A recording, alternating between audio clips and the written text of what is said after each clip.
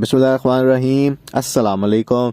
ये जी 2021 साल ख़त्म होने लगा है और ये साल फ्रॉड और स्कैम्स का साल था। साल का आगाज़ भी फ्रॉड से हुआ जब लासानी ने किया, साल का एंड भी जो है फ्रॉड से हुआ और HFC ने इन्वेस्टर्स को चूना लगा दिया।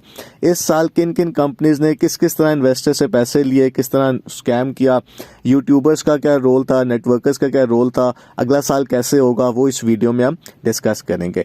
इस साल हमें 2 जुमले बहुत ज़्यादा सुनने को मिले। एक था गुड न्यूज़ जो कभी आनी थी लेकिन आई नहीं और जो साहब इसके पीछे थे वही गायब हो गए, और दूसरा जुमला जो हमने बहुत सुना वो था 5 लाख खानदान। और इस साल कंपनियों ने किस तरीके से फ्रॉड किया, और उसमें फ्रॉड हम किसको कहेंगे? फ्रॉड हम उस कंपनी को कहेंगे जिसको गवर्नमेंट ने अपनी लिस्ट में या गवर्नमेंट के अदारे ने कहा है कि जी इनके पास इन्वेस्टर से पैसे लेने का लाइसेंस नहीं है और ये गैर कानूनी काम कर रहे हैं। तो इस लिस्ट के अंदर B4U, all Pakistan project, Lasani, 3 genius, 5 star, इस तरह की और भी काफ़ी कंपनीज थी, रॉयल ग्रुप, वो शामिल है। तो इन कंपनीज ने किया क्या? इन्होंने इन्वेस्टर्स को कहा कि जी हमारे फिजिकल बिजनेस हैं या हमारे पेट्रोलियम में हैं या हम आउटसाइड पाकिस्तान हम क्रिप्टो का काम करते हैं, और इन्होंने कुछ अपने फिजिकल बिजनेस भी यहाँ पे छोटे छोटे स्टार्ट किए और इन्होंने कहा कि जी हम रजिस्टर्ड हैं, जबकि असल में वो इनके पास SECP से इन्वेस्टर से पैसे लेने का लाइसेंस नहीं था, सिर्फ इनके कारोबार रजिस्टर्ड थे FBR से, जो कि कोई भी करा सकता है। और उन जाली लाइसेंसेस को या चलिए ठीक लाइसेंसेस को दिखा के इन्होंने इन्वेस्टर से पैसे ले लिए और कहा कि जी हम आपको महीने का 15%, 10%, 8%, कुछ केस में 20% प्रॉफिट देंगे। कितना ज्यादा प्रॉफिट है जो कि बैंक 1 साल में भी नहीं देता, ये पॉसिबल ही नहीं था, कोई ऐसा कारोबार नहीं है। तो ये कुछ टाइम तो इन्वेस्टर से पैसे लेते रहे, कुछ को पैसे ये देते भी रहे, जिसकी वजह से इनको और मेंबर्स भी मिलते रहे। फिर इस साल क्या हुआ कि SECP ने लिस्ट निकालना शुरू कर दी। हर 3 महीने बाद वो लिस्ट निकालते थे कि जी ये कंपनीज जो हैं ये गैर कानूनी हैं। तो जैसे ही कंपनीज का लिस्ट में नाम आता था तो उसमें नए मेंबर आना बंद हो जाते थे, और जब नए मेंबर आना बंद हो जाते थे तो पुराने को पैसे, तो वो कंपनी पैसे नहीं दे सकती थी, तो साथ ही कंपनी कोलैप्स कर जाती थी।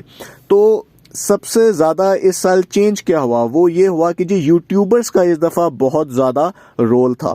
इन्होंने क्या किया कि इन्होंने यूट्यूबर्स को अपने साथ मिला लिया। कुछ सस्ते यूट्यूबर्स आपको पता होते ही हैं, और वो क्या करते थे कि वो अपने चैनल्स के ऊपर जो है इन कंपनी की इश्तहारबाजी इन्होंने शुरू कर दी और कहा कि जी इस कंपनी में इन्वेस्ट करें, अपने लिए, अपने बच्चों के लिए इन्वेस्ट करें, बेहतर मुस्तकबिल के लिए इन्वेस्ट करें, हमें देखें, हमारी लाइफ चेंज हो गई है, हमने फर्नीचर देखें कितना अच्छा नया ले लिया है इस कंपनी की आमदनी से जो है, और ये हमारा रेफरल लिंक है। वो अपना रेफरल लिंक भी देते थे ताकि जो है आप उनके थ्रू इन्वेस्ट करें ताकि उनको और ज़्यादा फ़ायदा हो। और लोग हमारे साथ हैं, आपको पता ही है, वो इनकी बातों में आ गए, तो कंपनी को भी फ़ायदा हो गया, उस यूट्यूबर को भी फ़ायदा हो गया, इनके सब्सक्राइबर्स भी काफ़ी थे, लोग इन पर एतमाद करते थे। और जब बुरा वक्त आया, जब इनको पता चल गया कि अब हमारे पास नए मेंबर नहीं आने और अब कोई केस, लॉ इन्फोर्समेंट एजेंसीज जो केस भी बनाने लगी हैं, तो उन्होंने अपनी वीडियोस आखिर में डिलीट कर दी। तो आपने देखा कि काफ़ी जो यूट्यूबर्स जो साल के शुरू में बहुत एक्टिव थे, उन्होंने आखिर में अपनी वीडियो डिलीट करके दूसरे टॉपिक्स पे वीडियो बनाना शुरू कर दी। तो ये था यूट्यूबर्स का रोल। और इसके अलावा एक और चीज़ भी हमने काफ़ी देखी जो कि कंपनीज फंक्शंस करती थी। तो कंपनीज ने बड़े बड़े फंक्शंस किए हैं जहां पे लोगों को गाड़ियां कहा जाता था दी की गई हैं, और पता नहीं असल में देते थे या किराए की होती थी।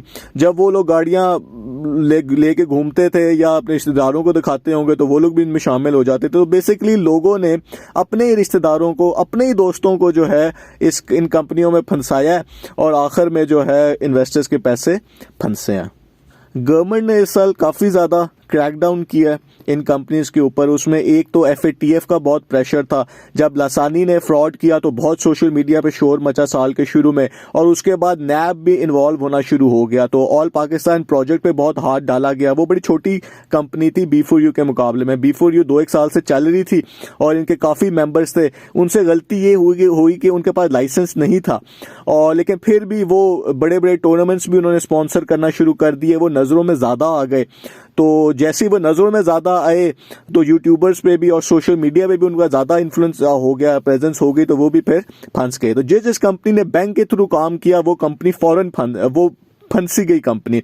तो इसलिए अगले साल जो जो कंपनीज काम करेंगी वो यही कहेंगे कि जी आप ऑनलाइन ये जो क्रिप्टो करेंसी है उसमें हमें पैसे दें, यानी कि USDT या बिनेंस वगैरह के थ्रू वो कहेंगे कि जी हमें पैसे दें। वो बैंकों के थ्रू आप काम नहीं करेंगे, और हमने देखा है कि नई कंपनियां ऐसे ही कर रही हैं।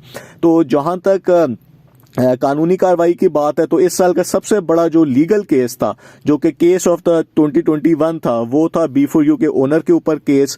और नैब ने पूरी कोशिश की कि उनको गिरफ्तार किया जाए, लेकिन इतने महीने उनकी बेल चलती रही, और उनके इतने अच्छे वकील थे, टॉप वकील थे, उन्होंने फाइट किया, वो भागे नहीं, इसमें कोई शक नहीं है।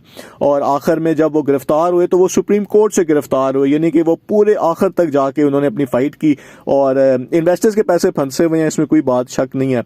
और अभी भी इन्वेस्टर्स को कहा जा रहा है, जो उनकी असली टीम थी वो तो सारी गायब हो गई, और अभी भी उनके पास बंदे हैं जो यही कह रहे हैं कि जी आप नैब के पास ना जाएं, ये कर लें वो कर लें, आपको पैसे मिल जाएंगे, लेकिन वो ये आपको लिख के नहीं दे सकते। वो यही कहते हैं कि जी CEO साहब ने कह दिया तो आप ये बात उनकी मान लें, लेकिन इससे पहले जो उन्होंने बातें की हैं वो कोई बात भी पूरी नहीं हुई। और जो वर्ल्ड रिकॉर्ड बना वो ये वर्ल्ड रिकॉर्ड बना कि जी इससे पहले जब कंपनियां फ्रॉड करती थी तो बस एक दफ़ा फ्रॉड होकर ख़त्म हो जाता था, लेकिन इस दफ़ा इन्वेस्टर्स के साथ 2 दफ़ा फ्रॉड किया गया जी। उनसे दोबारा एक्टिवेशन चार्जेस के नाम पे भी पैसे लिए गए, तो ये ऐसा कम ही हमने देखा है। और तीसरी दफ़ा भी किया जा रहा है कि जी आप लोग इंतज़ार करें, आपको पैसे मिल जाएंगे।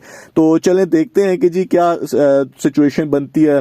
यूट्यूबर्स में एक चैनल ने, आपको पता है कि उन्होंने यूट्यूबर्स ने काफ़ी उन्होंने इन कंपनी के खिलाफ जहाद किया, मैं कहता हूँ, और इन्वेस्टर्स को काफ़ी सच बताया। तो हमारी तरफ से उनको भी शुक्रिया, बहुत बहुत शुक्रिया।